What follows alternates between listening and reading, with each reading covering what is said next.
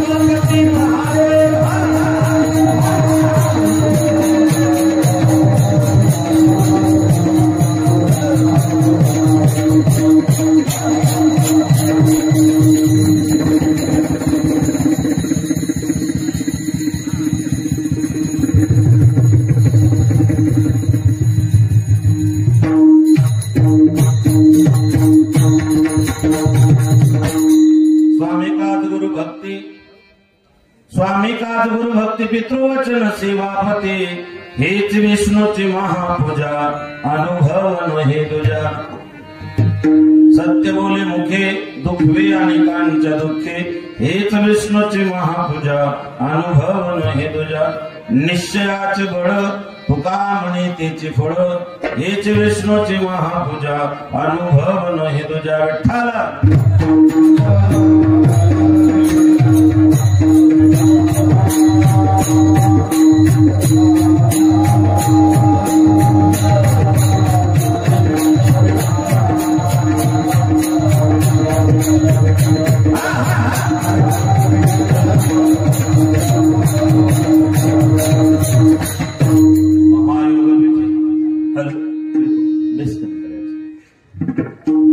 महायोग पीठते भीमरथ्यमोरं पुंडरीकाय दत्तमनिंद्र समागत्य तिष्ठन्मानन्द कंदं परब्रह्मलिंगं भजे अलंकापुरी रम्य सिंहासनस्थं पदं भजतेजं स्मरदिक्पदेशं विधेन्द्रादिदेवी सदा स्तूयमानं समाधिस्थिमूर्ति भजे ज्ञानदेवं समाधिस्थिमूर्ति भजे ज्ञानदेवं समाधिस्थिमूर्ति भजे ज्ञानदेवं जयांच्या केलिया स्मरण वै सकल विद्येचे अधिकरण तेज वंदस चरण नमस्कार आता ओम नमो जय प्रतिपाद्य जय जय स्वसंविद्यात्मरूपा देवा तोच गणेश सकलार्थमति प्रकाश मणे निवृत्तिदा स्वधारे पांडुरंगा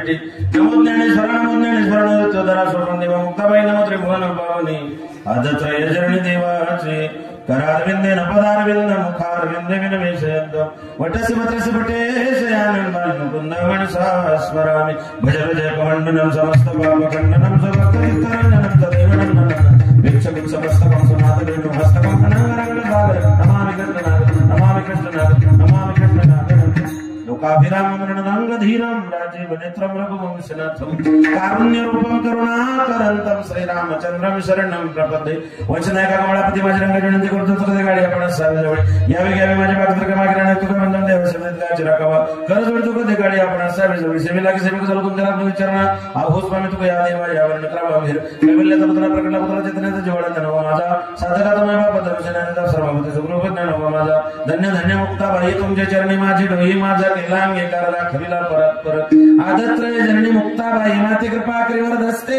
माझवरी आदिनाथ अनुग्रह नाथास्य दिजला नात्यास्त ठेविला मस्तके तुझ्या स्वामी काज गुरु भक्ती पितृ वचन सेवापती हेच विष्णूची महापूजा अनुभवन हे तुझ्या प्रस्तुत विकुल प्राप्त स्थळी प्राप्त प्रसंगी अखिल गुण ब्रह्मांड नायक भगवान पांडुरंगाच्या पंढरीशाचे जनार्दन दशामध्ये समर्पित करण्यासाठी निवडलेला भंग जगद्गुरु कळकळीत वैराग्य प्रतिपादन करणारे सदैव वैकुंठाला गेले वर्ग संप्रदायाचा कळजल देवचे सुप्रसिद्ध विश्वंत जगद्गुरु तुकोबार आहे भक्तिज्ञान वैराग्याचा त्रिवेणी संगम महाराष्ट्राचे जनक छत्रपती शिवाजी महाराजांचे गुरुदेव आणि सद्गुणाचे जगवाणी जगद्गुरु असणारे साधकाचा मैबा चिंतकाचा चिंतामणी लंकापूर निवासी कैवल्य साम्राज्य चक्रवर्ती माऊली धनवरांना सुद्धा प्रिय असणारे ज्ञानेश्वर साधू श्रीमंत संत जगद्गुरु तुकोबार यांचा चरणाचा प्रभू रामचंद्राच्या जीवन कार्याचा आढावा घेणारा भंग आपल्या सेवेकरता मिळालेला विठ्ठल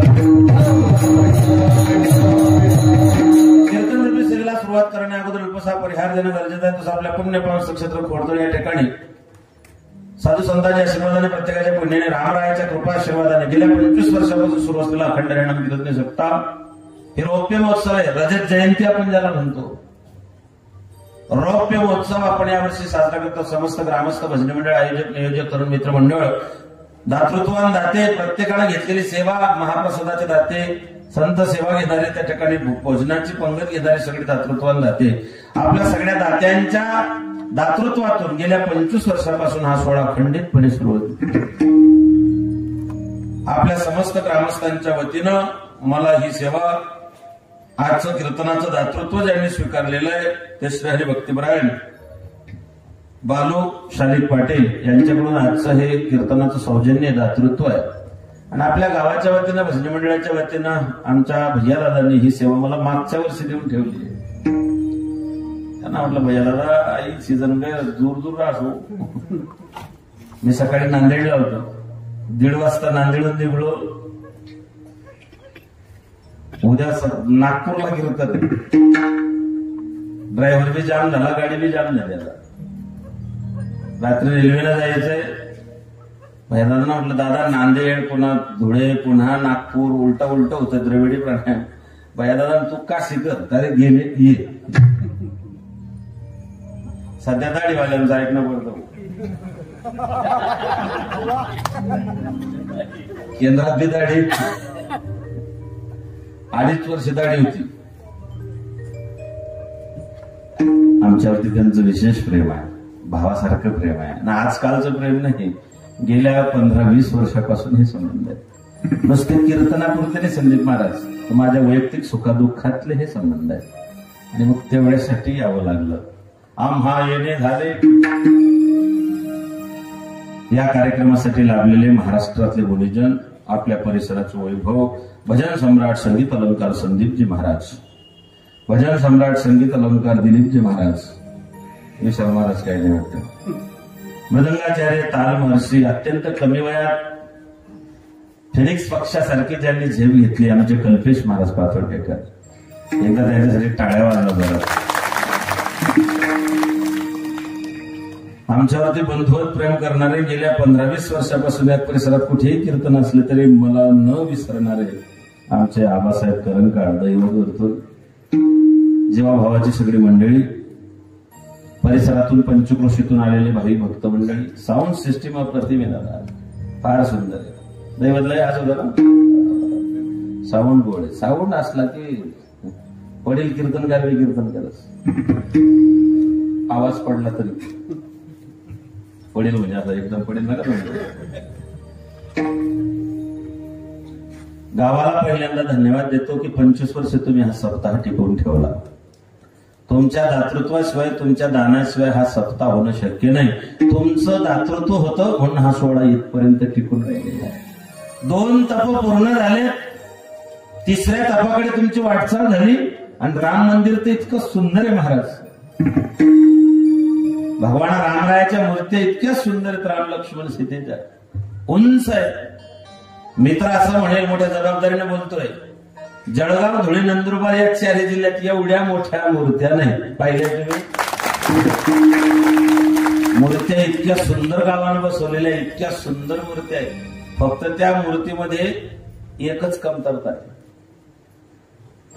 एवढ्या सुंदर मूर्त्या बसवल्या तुम्ही, एवढ्या महागड्या मूर्त्या बसवल्या, त्याच्यात फक्त एकच कमतरता आहे. कोणती? त्या मूर्त्या बोलत नाहीत. त्या जर बोलल्या असत्या, भोजकराटेच मुक्कामी झाले झाला. फार सुंदर. आणि हे गावाच्या दानाशिवाय, गावाच्या दातृत्वाशिवाय हे शक्य नाही. तरुणांची विशेष लाक्षणिक उपस्थिती माझ्या तरुण भावांनाही धन्यवाद.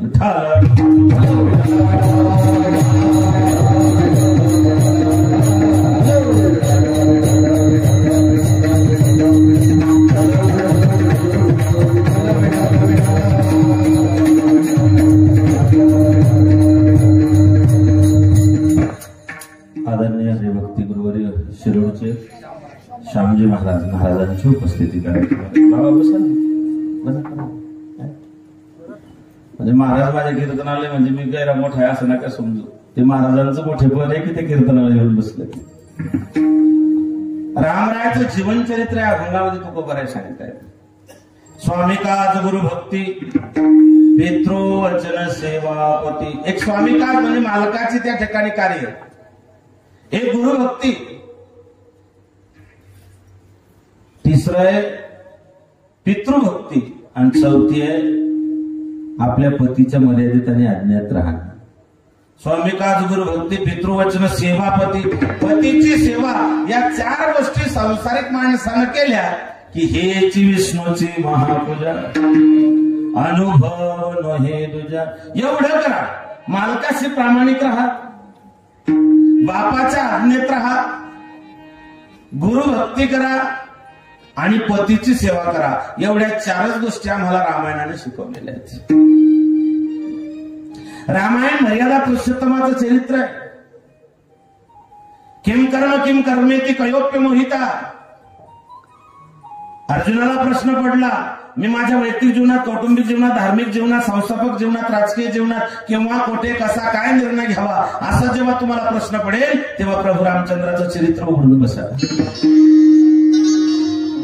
राम वर्तितव्य दिव्यम धर्म असं वाल्मिकी वर्णन करतात. धर्म म्हणजे काय? प्रभू रामचंद्र जसे वागतात तो धर्म. किम कर्मेती याच्यावरती भाष्य करताना शेक्सपियर म्हणतो, to be or not to be that is the question.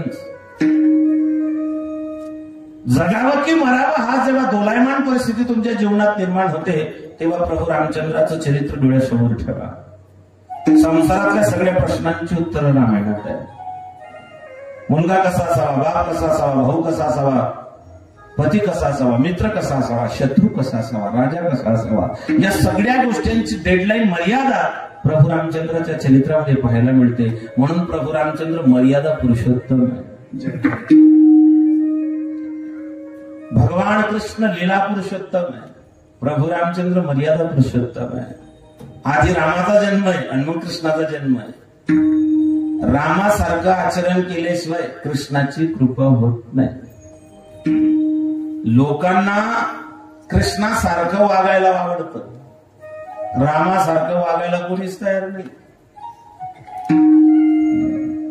कृष्णाचं चरित्र मन भावन आहे. 16,108 बायका केल्या. वा वा महाराज वा वा नको करू, हा ठीक ना काय नाही. त्याला 16,108 बायका भेटल्या. आणि एक वैशिष्ट्य सांगतो कृष्णाचं, या 16,108 बायकांपैकी भगवान कृष्णाने एकाही राणीला मागणी घातलेली नाही. सगळे प्रपोजल त्याच्याकडे चालून आलेले. भगवान प्रभु रामचंद्र एक वाणी थे, एक वाणी थे, अनेक पत्नी थे। भगवान कृष्ण अनेक वाणी, अनेक पत्नी, अनेक वचने होता। प्रभू रामचंद्र जीवनात कधीच खोटे बोलले नाही आणि कृष्णानं जीवनात खोटं बोलण्याची कोणतीच संधी सोडली नाही। उलट जो कधीच खोटं बोलला नाही, या भावनं त्याला बी खोटं बोलायला लावलं, मग नरो वाकून जरो। हे कृष्ण चरित्र आहे। मर्यादा पुरुषोत्तम भगवान रामरायाचं चरित्र आहे। राम करतो तसं करा, कृष्ण करतो त्या भानगडीत पडूच नका।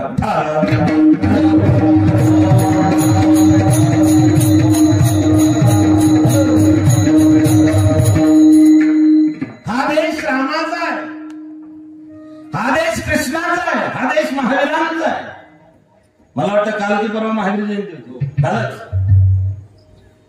महावीरांचा आहे, भगवान रामरायाचा, भगवान कृष्णाचा आहे, महाराणा प्रताप, छत्रपती शिवराय, धर्मवीर शंभूराजांचा हा देश आहे। या देशामध्ये मर्यादा आहे, या देशात परंपरा आहे, या देशामध्ये संत आहे, या देशात ग्रंथ आहे, या देशात भगवंत है। हिंदुस्तान कोई जमीन का टुकड़ा नहीं, यह एक जीता जागता राष्ट्र पुरुष है। कश्मीर जिसका मस्तिष्क, कन्याकुमारी जिसके पग पखारते, गुजरात और आसाम जिसके भुजाएं, महाराष्ट्र जिसका आत्मा है, जिसके कणकण में ईश्वर और कंकर में शंकर बसता है। हिंदुस्तान कोई जमीन का टुकड़ा नहीं, यह एक जीता जागता। भारत जमिनीचा तुकडा नाही, भारताला इतिहास आहे, भारताला भूगोल आहे, भारताला परंपरा आहे। हे राष्ट्र देवतांचे, हे राष्ट्र प्रेषितांचे, चंद्र सूर्य नांदो स्वातंत्र्य भारताचे। हा गौरवशाली इतिहास आमच्या पूर्वजांनी निर्माण करून ठेवलेला आहे। आम्ही त्या देशात जन्माला आलेलो आहे। हम उस देश के वासी है जिस देश में गंगा बहती है। मेहमान जो हमारा होता है वो जान से प्यारा होता है, ज्यादा का लालच नहीं हमको, थोड़े में गुजारा होता है। अतिथी देवोभव हे फक्त याच देशामध्ये पाहायला मिळतं। म्हणून पूर्वी लोक घरावर यायचे अतिथी देवोभव, अतिथी आमच्या घरी आला पाहिजे। मागे चित्रपट आला होता, अतिथी तुम कब जाओगे। अतिथी देवासारखा आहे, देवासारखा अतिथीनं आमच्या यावं अशी संकल्पना होती। मग ते काळ बदललं, लोकांनी ते बोर्ड पुसून टाकलं, तिथे लावलं शुभ लाभ, ते बी पुसलं, त्याच्यावर लावलं वेलकम, वेलकम बी पुसून टाकलं, आणि आता त्याच्यावर बोर्ड लावलंय कुत्र्यांपासून सावध राहा। एक काळ होता की अतिथी आमच्या घरी यावं म्हणून आम्ही वाट पाहत होतो, आणि आज एक काळ आहे अतिथी घरी येऊ नये म्हणून दारात कुत्रे।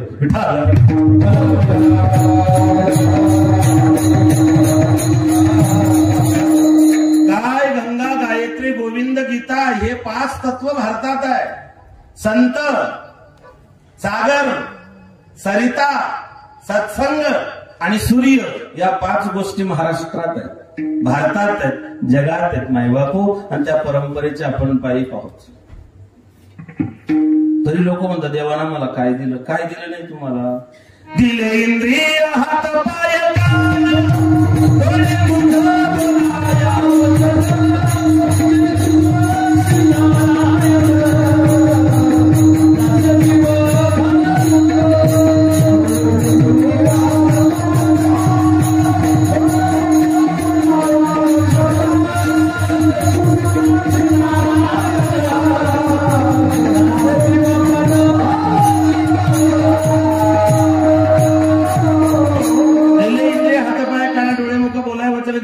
नारायण असे जीवपण भवरोग। अनमोल किमतीचा निर्णय तुमच्या माझ्या ताब्यात दिला। माणसाच्या एका नखाची किंमत 25,000 रुपये, असे देवानं नख किती दिले? 20 गुणीला 25,000, 5 लाखाचं बजेट नुसतं नखांमध्ये दिले। एक दात पडला, दुसरा बसवायचा म्हटलं रूट कॅनल करून तर 10,000 रुपये रोकडा लागता। असे देवानं किती दात दिले? किती दिले नक्की सांगा। आणि ते दुधाचे पडलेले कोण पकडले? 6,40,000चं बजेट फक्त इथेच आहे।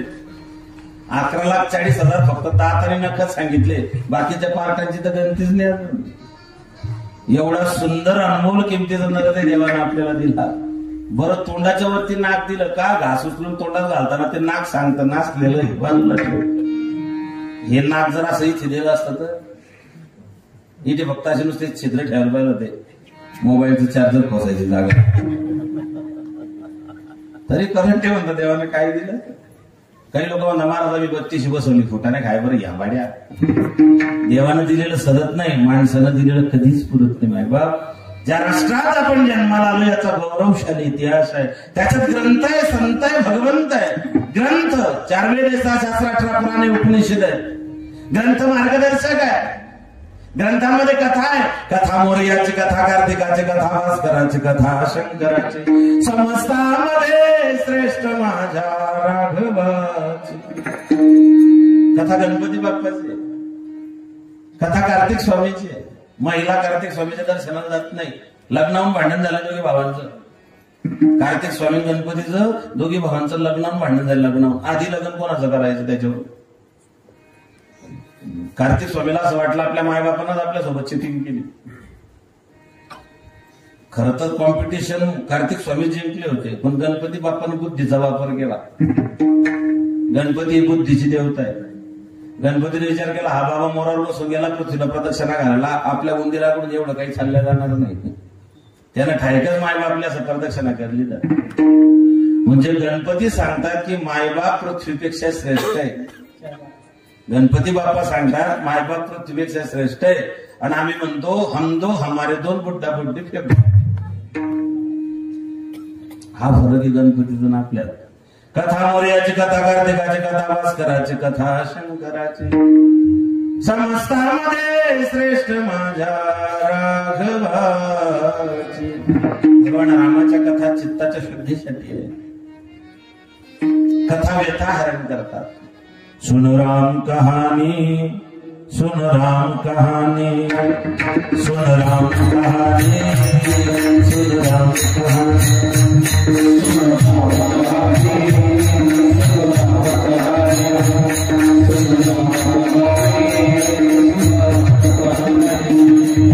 सुनते सुनते आ जाता है आंखों में पानी. सुन राम कहानी,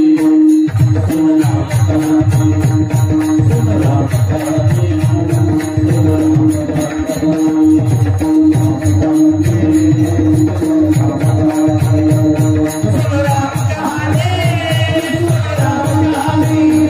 सुन राम कहानी.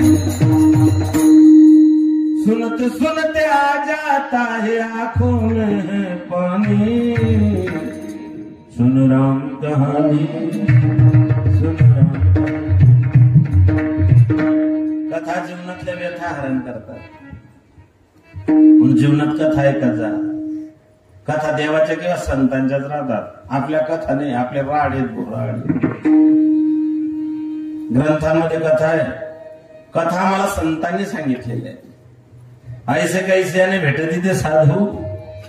बहु अवघडे संत भेटी. साधूची भेट होणं दुर्मिळ आहे. बरं खरा साधू खोटा साधू ओळखता येत नाही. खरा साधू बलराम दादाला ओळखता आला नाही. खरा साधू बजरंगबलीला ओळखता आला नाही. खरा साधू सीतामाईला ओळखता आला नाही. माझ्या मातांना विचारतो रावण जेव्हा सीतेला पळवायला आला होता तेव्हा कोणाच्या रूपात होता.